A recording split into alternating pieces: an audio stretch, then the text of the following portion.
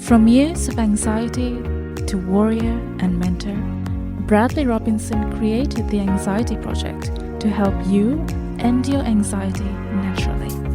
Let's mold the new you and let's end anxiety together. Hello and welcome to episode 205 of the Anxiety Project podcast. I am Brad Robinson. I'm really excited about today's episode. Well, I'm always excited about the episode, about being here with you today because I'm passionate about this. I hope that you can tell that this is something that means a lot to me. I suffered from GAD, generalized anxiety disorder, for a long time, and I found my passion through the recovery journey because I never ever believed that I could make something of myself, that I could overcome the obstacles I overcame. I never thought. I always quit growing up, sports, assignments, projects. I was a quitter. When things got tough, I was out. But this recovery journey was the first time in my life I actually reached new levels of confidence, bravery, and my mindset shifted where I looked at myself and I started to look at myself in a totally different light. And so anxiety recovery became my passion because I was obsessed about changing myself. I didn't like who I was at all. So I decided, you know what? I'm going to recreate a new life and just do the opposite of what I've been doing for so long in my life. And then I became a coach. I'm certified in NLP, CBT, and I meet with clients every week, and we just have an aim, right? How can we make things better? Right? How can we make things better? Today, I'm really excited to talk to you about an anxiety technique to lessen your sympathetic nervous system. I'm talking about journaling. Now, don't change the dial when I say journaling because it does sound like a lot of work. But in this episode, journaling, why it's so important is because it will add a lot of structure. It will release a lot of internal baggage. It will bring you back in tune with your true self. And also, how can you structure your journal so that you're not sitting there every day with a pen and paper, not knowing where to begin, how to structure it, what do you write? So have a structure, and I'll give you that structure and start with that and then make it your own over time. And the structure the reason why I want to give you a structure is because it will become a habit a lot faster when you know exactly how you want to format your journal. So stay tuned because at the end of this video, at the end of this podcast, I want to share that structure with you. Now, why health anxiety is so paralyzing is because of the constant uncertainty. Too much has gotten beyond you, that your emotional reservoir is full, and any novelty that pops up during the day will overflow your glass. Your being, your body, can only take so much emotional baggage. You have an emotional bank account within you. Everybody does. And too much novelty, too much baggage, trauma, and your stress system will remain active until the baggage is released. So your sympathetic nervous system will continue to persist forward. That's your stress response. It'll continue until you start to add more order to that chaos. It's like the yin and yang symbol, right? You have the white part, and you have the black part, and then you have the white dot in the black area, and then the black dot in the white area. And what that means is the proper path in life is the mediation between order and chaos. Too much order, not good. Too much chaos, definitely not good. But it's the mediation between the two. Because the people who suffer from anxiety are contending with so much uncertainty within, they have no trust that they can deal with any of the novelty out in the outside world, at the supermarket, at the job, wherever, any event. They have no trust. So they avoid those places. So they avoid places that will, one, enhance that feeling of losing control, and two, the possibility of being judged while they lose control. So the first reason why you must journal, journaling requires you to face the truth of your situation and of your thoughts and what's happening in your internal world. Anxiety sufferers become so disconnected with who they are. They have no dialogue with themselves. So much emotional baggage builds because they hide the hard truths and problems within their unconscious mind. They hide all of these truths. They hide all of these problems, concerns, and fears within themselves. They repress it. They repress it. And so for me, when I used to suffer from anxiety, I remember going around day to day, becoming more and more sensitized to the world around me because I was avoiding places, because my emotional baggage, my reservoir, my emotional bank account was overflowing. It was overflowing. I couldn't take any of that novelty. And because it was already overflowing, I was avoiding those social gatherings. I was avoiding work. I was avoiding any situation that would cause some sort of resistance. And so when you journal, write down all the negative, nagging thoughts in the journal. What if this happens? What if that happens? I feel this way. I'm thinking of this. You are now facing the reality of the situation when you do this. And that's why it's difficult to write them out. It's like a part of you doesn't want to face the fear.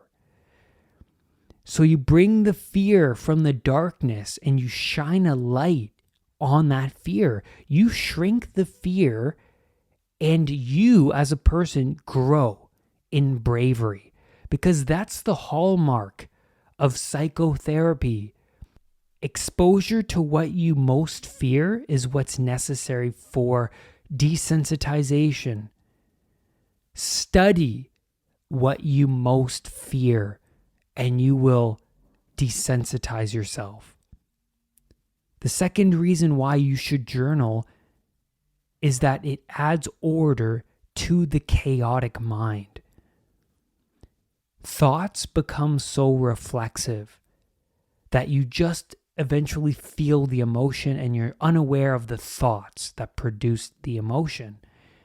Many unresolved life experiences is like a messy room. The clutter triggers negative emotion. Obstacles that get in your way of your goal require emotional energy to move. So imagine that you're going into a room to find a pair of socks, and you enter the room and there's stuff everywhere. Immediate negative emotion. And let me tell you something else. If your room is always messy, your new normal is negative emotion and you don't even know it. You don't even think that you're suffering because pain has become your new normal. Frustration Suffering is your normal. So let's go back to the metaphor. You go into the room, there's clutter everywhere, immediate negative emotion.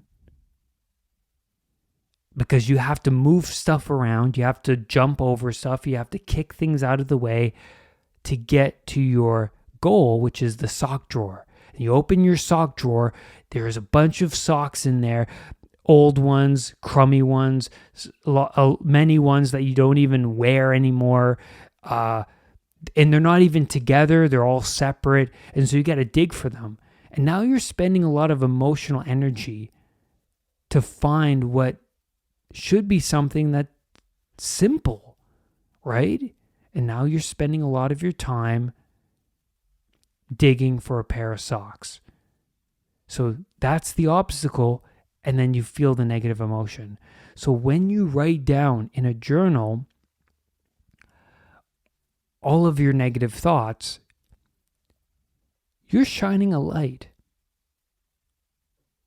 onto the negative thoughts, the fears, but also you're organizing the thoughts out of the messy mind, the clutter, and you're structuring them down. And the structure part is really important because you're adding a lot of order to the disorder of the mind.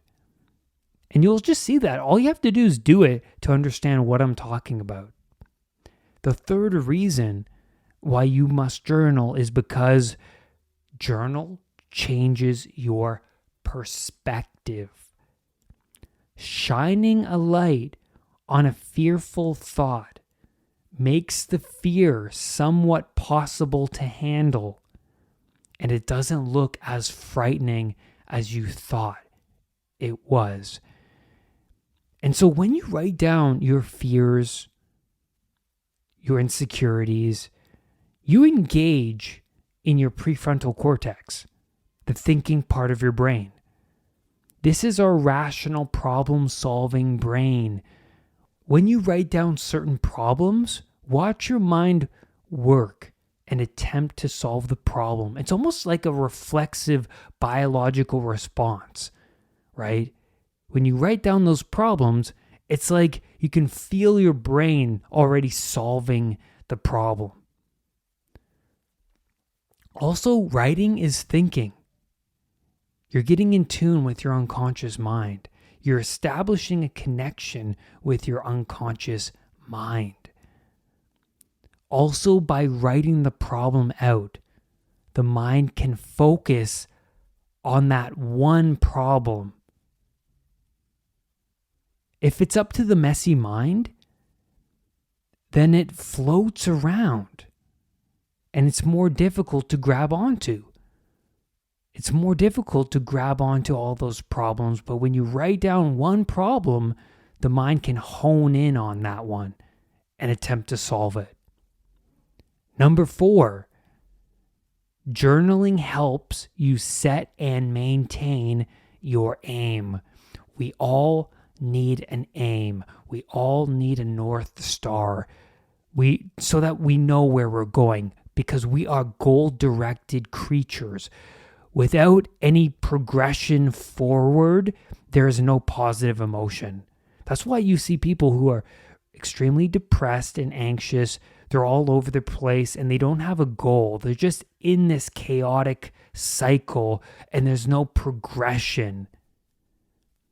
When you start to step outside of your current pattern into a new pattern, it requires a lot of discipline to meditate every day, to have that morning journal routine, to avoid negative friends and add more reading and learning into the mix, and to give back to yourself and introduce calming relaxation meditations and to release your traumas through NLP work, right? This is all tough work.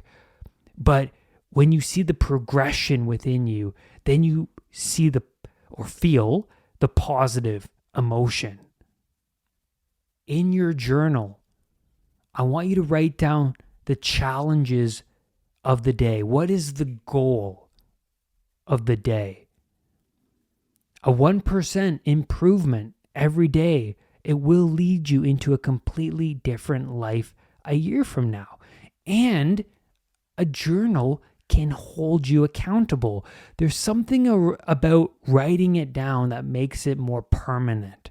Because it seems like in the mind, when you tell yourself something, it kind of just comes and goes.